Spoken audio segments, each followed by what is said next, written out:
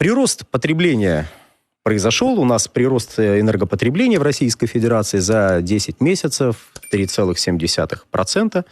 И давайте соответствующую, наверное, цитату, если есть возможность. Было бы неплохо на нее посмотреть. За 10 лет на электростанциях страны введено 36,1 гигаватта новых генерирующих мощностей. В 2023 году наблюдался рост электропотребления по всей стране. Был достигнут рекордный максимум потребления мощности 171,1 гигаватта. Всего у нас 250 примерно гигаватт. 251,4. Вот. Но это не в единой системе, а это в целом. Исторические максимумы прошли несколько территориальных энергосистем и ряд энергообъединений. За прошедшие 10 месяцев 2024 года прирост потребления электроэнергии к аналогичному периоду 2023 года составил 3,7% без учета дополнительного дня високосного года, сообщает нам системный оператор. Собственно говоря, эти данные озвучивались на расширенном заседании Комитета Государственной Думы по энергетике, на котором обсуждали проект генеральной схемы размещения объектов электроэнергетики до 1942 года, а также предложение в проект программы развития электроэнергетики на территории Дальневосточного федерального округа до 1950 года. И, если можно, еще одну цитату уже главы системного оператора. Один из негативных факторов при аномальной жаре это немножко не то. В этом году мы наблюдаем очень резкий рост электропотребления практически по всей стране. Есть регионы, где рост превышает 10% по сравнению с аналогичным периодом прошлого года. И это, безусловно, увеличивает важность своевременного принятия решений по развитию энергосистемы, с чем, в общем, наверное, нельзя не согласиться. Ну, на всякий случай напомню, что нам есть не только с чем сравнивать. Для России с 91 года это, пожалуй, рекордное значение 3,7, и год еще не закончился, не исключено, что еще и повыше будет. Но как-то совершенно спокойно себя чувствуют наши соседи в Китае со средним ростом 8%. Великолепно себя чувствуют республики в Средней Азии с их ростом от 5 до 10%. Так что я думаю, что работа у системного оператора и, в частности, по всему, что связано с генеральной схемой по размещению, более чем достаточно, тем более, что и в Комитете Думы по энергетике замечания были получены. Было бы странно, если бы они не были получены, с учетом того, кто комитет возглавляет. Генеральная схема хороша, нет конкретных дат, когда что будет вводиться. Мне кажется, надо пояснить. На всякий случай напомню, что Комитет Государственной Думы по энергетике возглавляет Николай Григорьевич Шульгинов, который до мая этого года работал министром энергетики Российской Федерации. Так что с учетом того, что у человека гигантский стаж именно в электроэнергетике, с 1974 года по 1924, вот ровно 50 лет отдано этой отрасли. Так что замечаний там было достаточно на этом обсуждении. Будем надеяться, что все будут учтены. А то, что на самом деле особенно тревожит, вот этот рост 3,7, вот зеркально, 7,3% это рост спроса в домашних хозяйствах. И это немножко меняет структуру энергетики. Если раньше у нас в советские времена основной потребитель была промышленность, то если вот эту тенденцию не переломить, то основным потребителем у нас станем мы с вами. А это немножко по-другому заставляет работать сетевое хозяйство. Сетевое хозяйство... Ну, наверное, еще сколько слов будет про сетевое хозяйство? Ну, мы сейчас будем говорить про отопительный сезон, там оно неизбежно возникнет, правда, в плане ремонтов больше, но я думаю, мы пару слов никуда не денется. Связано это с тем, что и в схемах и программах развития, тем более в генеральной схеме размещения, речь всегда идет о развитии сети линий электропередач 110 киловольт и выше, в то время как износ в сетях классом ниже, то есть к тем, которые непосредственно приходят к нашим домам, заводам, и так далее, доходит до 70%. Вот это тревожно. Выясняется, что все это у нас было недофинансировано, и наше замечательное решение о приватизации территориальных сетевых организаций, которых насчитывалось около 5000, сейчас 800, и будет продолжаться сокращение, дали удивительный результат. Как по этому поводу не преминул заметить один из заместителей нашего министра по энергетике, решение, принятое по поводу этой приватизации, было ошибочным. Настало время исправлять ошибки, что мы сейчас и наблюдаем. Решение о создании системных территориальных сетевых организаций – это фактически восстановление Горэнерго, Облэнерго, Ну и по мнению Евгения Петровича Грабчука, который за это направление деятельности отвечает, настало время собрать камни. Если потом мы вернемся к идее о приватизации, то она будет проходить на совершенно других условиях. Он даже как-то приходил к нам в эфир. Будем надеяться, что это был не последний раз, и он придет еще и расскажет о текущей ситуации. В воскресенье вечером в студию, да? Ну, к сожалению. А что ж? А почему бы и нет? А почему бы и, собственно говоря, нет? Тут нам поступают уже вопросы, а если что, у вас вот в углу экрана в какой-то момент появится QR-код, с помощью которого можно задавать нам вопросы, писать предложения, замечания и так далее. Вот, собственно говоря, и он. Нам пишут вопросы про электроэнергетику Украины. Охолоньте. Весь практически прошлый выпуск был посвящен этому вопросу. Если что, можно открыть его, посмотреть, поделиться в соцсетях, если вдруг что, если понравится. Мы там это обсуждали, сегодня обсуждать этот вопрос. Кардинальных изменений внесено со стороны Министерства обороны России в эту систему не было на этой неделе, так что особых новостей нет. Ну и, собственно говоря, сегодня мы только начнем со скучного. Ну, понятно, что самое скучное что? Что у нас тут происходит? Какие-то отключения электрической энергии, какие-то ремонты, какое-то развитие энергосистемы. Все нормально. Мы доберемся и до западных стран, и про них тоже поговорим. Будет вам и Анна Ленина. Да-да-да, и Бербок тоже будет. Такой момент, что когда в 2008 году реформу вот эту предпринимали, к вопросу, опять же, о росте энергопотребления, были другие условия чисто экономические. Предполагалось, что экономика будет развиваться несколько иными темпами. Мировая экономика, подчеркиваю, не только экономика Российской Федерации, будет развиваться иными темпами, чем, оказалось в реальности. Я напоминаю, что как раз в 2008-2009 году случился мировой экономический кризис, который внес некоторые коррективы, и как это отразилось на электроэнергетике? Довольно банально. Были приняты некоторые решения о развитии этой самой, без учета замечательной реформы. Говорят, вот здесь вот будет потребитель будет крупным. И вот здесь будет потребитель тоже будет очень крупным. Туда строятся сети, там строится электростанция.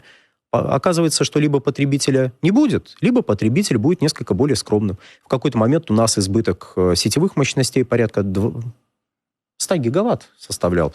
Потом у нас был избыток и генерирующих мощностей. И вроде как система работала, но мы во второй половине десятых годов перешли порог, который называется объем потребления электрической энергии последний год существования Советского Союза, и РСФСР в составе Советского Союза. Состоялось это в 2019 году.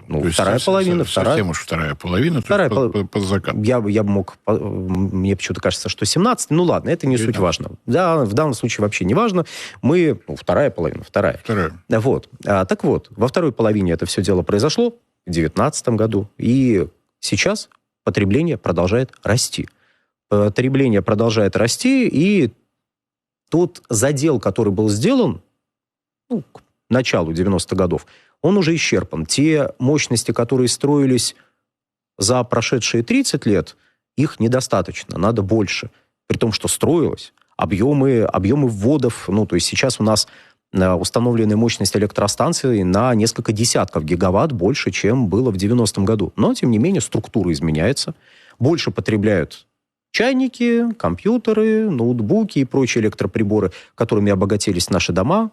Население становится более крупным потребителем. С этим тоже нужно что-то делать, тоже нужно учитывать. Будем надеяться, учли. Тем более, что в объемах новой генерации, конечно же, присутствует солнечная и ветряная генерация. Европейцы сегодня могли бы многое рассказать, у которых ветерочек почему-то дуть перестал. Мы это все учитываем и получаем, конечно, порой удивительные результаты. Причем рост в 3,7% за год, это, разумеется, средняя температура по больнице. У нас есть регионы, где все растет намного быстрее. Есть регионы, где все еще сложнее. Называются они технологически изолированные районы. Имеется в виду Дальневосточный федеральный округ, арктическая зона. Там еще тревожнее. Но об этом, наверное... об этом мы, собственно, периодически этот вопрос поднимаем. Тем более, что как-то поводы... Иногда, к счастью, есть, иногда, к сожалению, есть, но эти вопросы мы поднимаем. Нам задают вопрос. Можно пару слов про Южмаш? Я думаю, нет, нельзя, потому что, я думаю, масса экспертов вам уже все, что можно было рассказать, рассказала. А мы что можем здесь рассказать, я не очень представляю. Если верить телеграм-каналам, рассказывать уже нечего. Надо уже промолчать. И, собственно говоря... Был Южмаш. Так. И вышло Это мы еще посмотрим. Так вот, значит, 18 регионов получат дополнительные средства на реализацию программы социальной газификации. Это мы уже, так сказать, тоже про внутреннюю политику. Опять же, извините, пока... Вот скоро будет вот это Анна-Лена Бербукова, вот это вот все. Пока про внутреннюю ситуацию. Нам почему-то кажется, что как-то внутри России она должна быть более актуальна, но иногда почему-то... Всем интереснее про Трампа, Байдена еще это... Про что там на Южмаше? Да какая, извините, разница, что там на Южмаше, когда у нас отопительный сезон начинается, и есть определенные сложности, которые надо обсудить, и есть изменения в электрогенерации, которые будут нас касаться напрямую. Ну, если мы говорим про энергетику, а не так вообще. Так вот, 18 регионов получат дополнительные средства на реализацию программы социальной газификации. С помощью этих средств льготные категории граждан могут получить субсидию на подключение домов к газовым сетям. На эти цели будет перераспределено более 140 миллионов рублей. Довольно внушительная сумма. Благодаря этому количеству заключенных договоров на льготное подключение к газу в 2024 году, количество этих договоров превысит 11 100. Субсидии в размере не менее 100 тысяч рублей положены многодетным родителям и людям с невысокими доходами, инвалидами первой группы, а также гражданам, ухаживающим за детьми-инвалидами, ветеранами Великой Отечественной войны, участникам специальной военной операции и членам их семей. Обратите внимание, кстати, если вы относитесь к одной из этих категорий и перед вами стоит вопрос о газификации, вы имеете право на льготу и обратитесь в соответствующие службы, чтобы эту льготу получить и упростить процесс газификации. Хотя, конечно, это не сильно упростит покупку двухконтурного котла, который вам потребуется, если вы в частном доме живете, ну и прочие затраты тоже не снимет, но, тем не менее, это средство, которое государство вам вот выделит. Обратите еще раз внимание. И, если можно, список вот этих регионов, которые вот могут рассчитывать на эти дополнительные средства в рамках социальной газификации. Я напоминаю, что газификация у нас – это подведение мощностей к населенным пунктам, а до газификации, вот социальная газификация – это процесс газификации дополнительный в уже газифицированных населенных пунктах, то есть это процесс, в рамках которого государство дополнительно спонсирует, помогает, льготирует отдельные категории граждан, упрощая для них доступ к газу. Это, разумеется, не снимает вопрос покупки внутридомового газового оборудования, стоимости подведения газа к вашему дому, если вы, опять же, в частном доме живете, от границы участка, но до границы участка вам бесплатно газ подведут, и вы можете, если относитесь к льготной категории, получить дополнительные средства от государства. Вот. Спрашивают, возможно ли в России отмена налогового маневра? Я пока дальше буду переходить, вот Борис ответит. Вопрос, разумеется, в Государственную Думу, законодательный орган у нас один. Может быть, озаботятся депутаты теми результатами, которые получены в результате выполнения великого налогового маневра. И поможет ли отмена налогового маневра стабилизировать или даже уменьшить стоимость бензина и мазута для котельных, бензина, наверное, все-таки не для котельных, и мазута для котельных, как говорит господин Делягин. Большой налоговый маневр, вы знаете, отвлекаясь, опять же, про внутреннюю повестку, если надо напомнить, это изменения в налоговом законодательстве, которые реализуются с 1 января 2019 года до, января 2024 года. 1 января 2024 года большой налоговый маневр завершен. И суть его в том, чтобы увеличивать налог на добычу полезных ископаемых и снижать налог на вывозные таможенные пошлины до их полного обнуления. Сейчас они равны нулю, НДП поднят до упора, соответственно, рост стоимости на внутреннем рынке гарантирован. Если кто-то сомневается в том, что цены будут расти, напоминаю, что с 1 января у нас увеличивается еще и акцизный налог. Каждый 1 января. В этом году прибавка ожидается где-то в районе 4 рублей с литра. Не, там меньше. Не намного, но... Посмотрим. В любом случае, увеличение будет. Но по поводу отмены... Я просто напомню, что руководство нашим нефтяным сектором в руках Министерства финансов, никакого отношения Министерство энергетики к нему не имеет. Соответственно, все вопросы, пожелания, замечания в адрес депутатов Государственной Думы, у которых никто не отнимал право на законодательную инициативу, и в наше многоуважаемое Министерство финансов. Ну вот, надеемся, мы вам ответили на этот вопрос. Ну, я, честно говоря, я не вижу предпосылок к отмене и к тому, чтобы... Вот по поводу стоимости мазута, я не уверен, что стоимость мазута какое-то прямое отношение имеет к большому налоговому маневру. Мазут у нас является биржевым товаром, и стоимость мазута зависит от биржевых котировок. Это мало связано с большим налоговым маневром. Возможно, я глубочайшим образом заблуждаюсь. Но вот мне почему-то так кажется. По поводу бензина, да, действительно, там налоговая составляющая всю дорогу была до 70% в цене. То люди шутят, а что это вот нефть дорожает, нефть дешевеет, а движения нет. 70% это налоги. Это неплохо, не хорошо, просто вот у нас так сформировано. Вон на Норвегию посмотрите, там налоговая составляющая еще более драматичная, но это ладно. А на ситуацию в Соединенных Штатах не смотрите. Потому что там напрямую цена нефти влияет на цену. И, кстати, цена почему-то все равно выше. Кто бы мог подумать? Налогов меньше, а цена выше. Вот такая вот незадача. Так вот, глава Минэнерго Сергей Цивилев рассказал о подготовке субъектов электроэнергетики к отопительному сезону 24-25 годов. Сформирована комплексная карта рисков аварийных ситуаций, разработаны планы реагирования и перечень компенсирующих мероприятий, проведена всероссийская противоаварийная тренировка по ликвидации нарушений во время отопительного сезона. Основные системообразующие компании подтвердили готовность к отопительному сезону и получили паспорта готовности. Для оперативного реагирования на нештатные